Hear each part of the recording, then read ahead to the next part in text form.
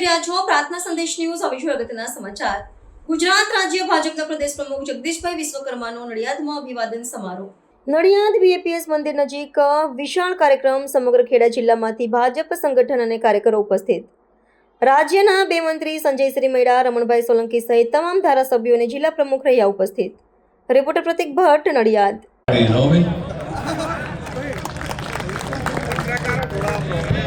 આમ દૂર દૂર સુધી જ્યાં સુધી નજર પહોંચે ત્યાં સુધી આમ ચારે બાજુ માનવ ભેદની કાર્યકર્તાઓ દેખાય છે.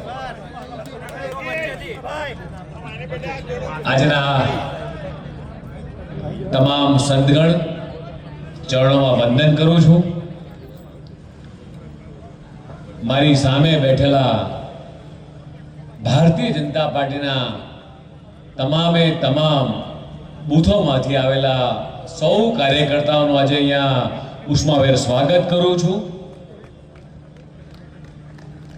આ કાર્યક્રમની સતત જેણે ચિંતા કરી છે